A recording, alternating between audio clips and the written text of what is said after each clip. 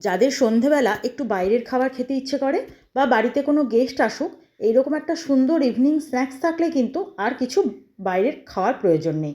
নমস্কার বন্ধুরা, রসনালয়ে আপনাদের অনেক স্বাগত। আজ আমি আপনাদের সঙ্গে শেয়ার করব সোয়া ডোনাটের রেসিপি। তো চলুন শুরু করি। তার জন্য আমি এখানে 80 গ্রাম মতো সোয়া বড়ি নিয়েছি। একদম নর্মাল সোয়া বড়ি যেটা বাজারে কিনতে পাওয়া যায় সেটাই নিয়েছি। তারপর একটা পাত্রে আমি একটু জল গরম করে নেব। সোয়া বড়িগুলোকে জলের মধ্যে ফুটিয়ে একটু সেদ্ধ করে নেব। যারা সন্ধেবেলা এইরকম ইভিনিং স্ন্যাক্স পছন্দ করেন বা মনে হয় একটু চিকেনের কোনো রেসিপি খাই, এটা খেলে কিন্তু তারা বুঝতেই পারবেন না যে এটা চিকেন দিয়ে তৈরি নয়। আর যারা চিকেন খান না তাদের জন্য তো কোনো কথাই নেই, একদম সুন্দর একটা সন্ধেবেলার জন্য টিফিন রেডি। এর মধ্যে একটুখানি সামান্য লবণ দিয়ে আমি সয়া বড়িগুলোকে সেদ্ধ করে জলটা ফেলে দিয়েছি। এবার একটু ঠান্ডা জলের মধ্যে দিয়ে দিয়েছি। এবার হাত দিয়ে চেপে চেপে জলটা খুব ভালো করে বার করে আমি একটা অন্য পাত্রে সয়া বড়িগুলোকে নিয়ে নেব। তারপর এই সয়া বড়িগুলোকে আমি নিয়ে চলে যাব মিক্সির জারের মধ্যে। সয়া বড়িগুলোকে একটু মোটা মোটা করে পেস্ট করব। খুব একদম মিহি পেস্ট কিন্তু করলে ভালো লাগবে না, তাতে সয়া বড়িগুলো মানে মুখে পড়বে না, খেতে বুঝতেও পারবেন না যে আপনি কী খাচ্ছেন। সেহেতু একটুখানি মোটা করে সয়া বড়িগুলোকে পেস্ট করতে হবে। মিক্সির জারের মধ্যে দিয়ে দিয়েছি। এর মধ্যে কিন্তু জল থাকলে চলবে না, একটু জলটা ভালো করে চেপে নিতে হবে। জল থাকলে একদম কিন্তু খুব বেশি নরম হয়ে যাবে, তখন আপনি এটাকে কিন্তু আর মানে হাত সুবিধা মতো বানাতে পারবেন না। এবার সয়া বড়িগুলো ঠিক এইভাবে যখন আমার পেস্ট হয়েছে, দেখুন একটু মোটা মোটা পেস্ট হয়েছে, বোঝা যাচ্ছে। এরপর আমি এর মধ্যে দিয়ে দেব 2 পিস স্লাইস পাউরুটি। আমার ঘরে ছিল, আমি সেটা থেকেই নিয়েছি। আপনারা চাইলে যে কোনো পাউরুটি ব্যবহার করতে পারেন, এটা কিন্তু সম্পূর্ণ বাইন্ডিংয়ের জন্য। এবার আমি এর মধ্যে পাউরুটিগুলোকে ছোটো ছোটো টুকরো করে এর মধ্যে দিয়ে দেবো, মিক্সির জারের মধ্যেই দিয়ে দেবো। আপনারা চাইলে এটা বার করে নিয়ে হাত দিয়েও চটকে নিতে পারেন, তবে আমি সেটা আর করলাম না। একদম মিক্সির জারের মধ্যে দিয়ে এটা যদি আরেকবার মিক্সির জারটা চালিয়ে দিই, মানে মিক্সিটা চালিয়ে দিই, তাহলে কিন্তু এটা খুব ভালোভাবে নিজে থেকেই মিশে যাবে, আর আপনাকে নতুন করে হাত দিয়ে আর মেশাতে হবে না। তো দেখুন একদম সুন্দরভাবে মিশে গেছে। এবার আমি এই পেস্টটাকে একটা পাত্রের মধ্যে ঢেলে নেব। নতুন পুরনো সকল বন্ধুকে আমার চ্যানেলে স্বাগত জানিয়ে যে সকল বন্ধুরা নিয়মিত আমার ভিডিও দেখছেন, আমার সাথে আছেন, তাদেরকে আমার অসংখ্য ধন্যবাদ। আর যে সকল বন্ধুরা আজকেই আমার ভিডিও প্রথম দেখছেন, এখনও চ্যানেলটি সাবস্ক্রাইব করা হয়নি, তারা প্লিজ চ্যানেলটি সাবস্ক্রাইব করে পাশে থাকা বেল আইকনটি প্রেস করে দেবেন। নতুন নতুন ভিডিও নোটিফিকেশান সব আগে আপনাদের কাছে পৌঁছে যাবে। আর যে সকল বন্ধুরা ফেসবুক পেজ থেকে আমার ভিডিওটি দেখছেন, তারা অবশ্যই পেজটি ফলো করে দেবেন সুন্দর সুন্দর রেসিপি পাওয়ার জন্য। এবার আমি এর মধ্যে দিয়ে দেবো একদম মিহি করে কুচোনো পেঁয়াজ। পেঁয়াজটা কিন্তু বেশ একটু মিহি করেই কুচোতে হবে, তাহলে খেতে ভালো লাগবে। আর তারপরে দিয়ে দেবো বেশ অনেকটা পরিমাণে ধনেপাতা কুচি। আপনাদেরকে তো সবটাই দেখিয়ে দিলাম। এখানে আছে বেশ কিছুটা রসুন কুচি, আদা কুচি আর কাঁচা লঙ্কা কুচি।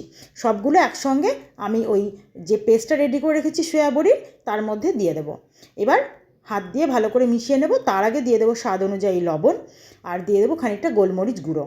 গোলমরিচটা দিলে স্বাদটা অনেক ভালো হবে। এরপর দিয়ে দেবো সামান্য একটু ধনে গুঁড়ো আর একটু জিরে গুঁড়ো। ধনে গুঁড়ো জিরে গুঁড়োটা আপনারা চাইলে কিন্তু একটু কড়াইয়ে ভেজে নিয়েও দিতে পারেন। আর দিয়ে দেবো একটু গরম মশলা পাউডার। এবার সব কিছু খুব ভালো করে একটু চামচ দিয়ে মেখে নেব। আপনারা চাইলে কিন্তু অবশ্যই হাত দিয়েও মাখতে পারেন। আমি যেহেতু কাঁচা লঙ্কা কুচিটা দেওয়া আছে এর মধ্যে, হাত দিয়ে মাখলে একটুখানি হাতটা জ্বালা করার ব্যাপার আছে, ওই জন্য চেষ্টা করলাম চামচ দিয়েই করতে। তবে অসুবিধা হলে কিন্তু হাত লাগাতেই হবে, কারণ হাতের থেকে বিকল্প আর কিছু হয় বলে আমার মনে হয় না। তো একটু চেষ্টা করলাম চামচ দিয়ে, তো দেখলাম হয়ে গেল। এবার আমি খুব ভালো করে মেশানো হয়ে গেলে এরপর হাতের মধ্যে সামান্য একটু তেল বুলিয়ে নেব। হাতে তেল বুলিয়ে এটাকে যদি আমি তৈরি করি, তাহলে কিন্তু হাতে লেগে যাওয়ার ভয়টা থাকবে না। আর যে ডোনাটগুলো তৈরি করব সেটা কিন্তু দেখতেও খুব সুন্দর হবে। আপনারা তো অনেক সময় শুনে থাকেন চিকেন ডোনাটের কথা। চিকেন ডোনাট খেতে ঠিক যতটা সুস্বাদু হয়, এটাও কিন্তু কিছু কম যায় না, এটাও চরম সুস্বাদু। আপনারা একবার এইভাবে বাড়িতে রান্না করে দেখুন, খুব ভালো লাগবে। আর সন্ধেবেলা যদি কোনো গেস্ট আসে আর এইভাবে যদি আপনি তৈরি করে আগে থেকে রেখে দেন, আর গেস্ট আসার পর সেটা তারপর যদি ভেজে দেন, সে কিন্তু গরম গরম এই এত সুন্দর একটা সোয়া ডোনাট খেয়ে আপনাকে জিজ্ঞেস করবে যে আপনি এটা কোন দোকান থেকে কিনে এনেছেন। কারণ এগুলো তো বাজারের দোকানে চট করে কিনতে পাওয়া যায় না, আপনাকে বাড়িতেই তৈরি করতে হবে। তো আমি এইভাবে প্রত্যেকটা তৈরি করে নিয়েছি। আর কড়াইয়ে যখন দেবেন, তেলটা কিন্তু খুব ভালোভাবে গরম করে নিতে হবে আগে। গরম করে তারপর এটা দিয়ে এরপর তখন একটু গ্যাসের আঁচটাকে কমিয়ে দেবেন।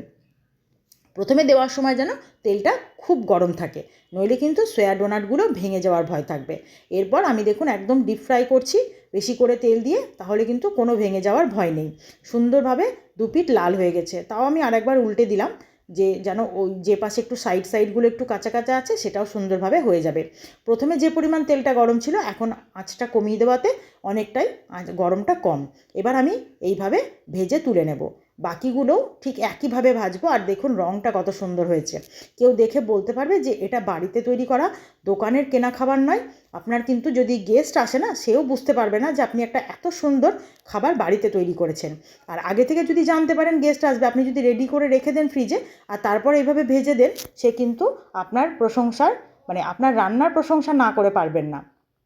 তো আমার তো সোয়া ডোনাট একদম রেডি। আপনার বাড়িতে যদি কোনো বয়স্ক মানুষ থাকে যারা চিকেন খান না, তারাও এটা খেতে পারবেন। রেসিপি ভালো লাগলে অবশ্যই লাইক, শেয়ার, কমেন্ট করবেন। আজ এই পর্যন্তই, ধন্যবাদ।